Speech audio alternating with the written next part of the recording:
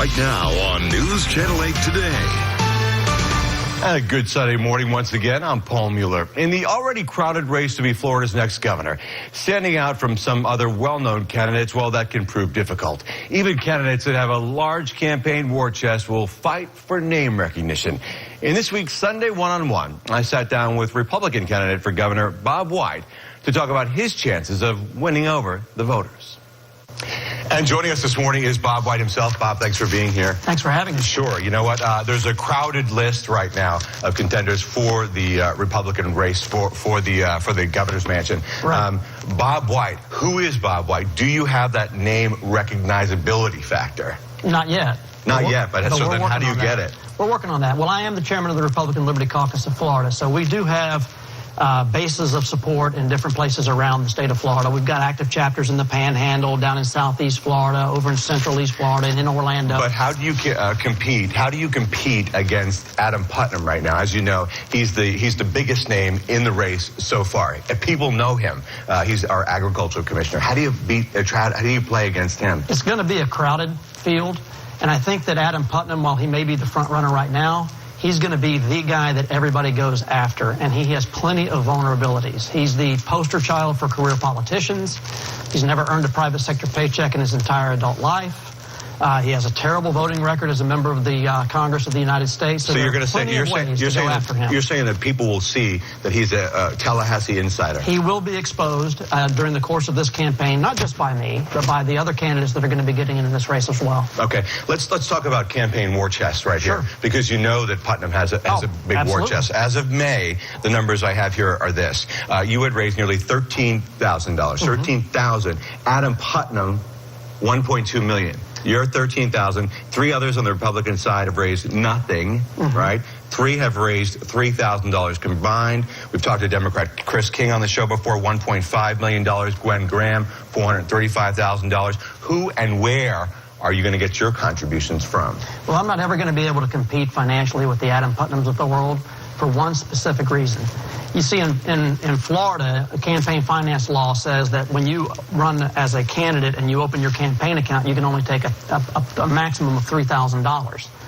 Adam Putnam is operating what's called a political committee outside of his campaign account, where he's taking big 5- and 6-figure contributions from all of the special interests in the state of Florida that are going to be coming to him should he win and asking them to solve their problems for them, even if it's at the taxpayer's expense. I'm not running that kind of a campaign. Okay, so let's go ahead and stay on the money trail for a minute. You know, one of your other platform issues is campaign finance report. And exactly. On your website, and I want to go ahead and let's go ahead and take a look at this now if we have this. It says millions of dollars in campaign cash are being laundered through political committees that are able to accept unlimited contributions from rich and powerful special interests. They make exorbitant donations to each other in order to keep the dark money off campaign finance reports, effectively hiding the source of the donations from the voter. Trust me, you say, the politicians keep track of who they owe political favors to and legislate in their favor.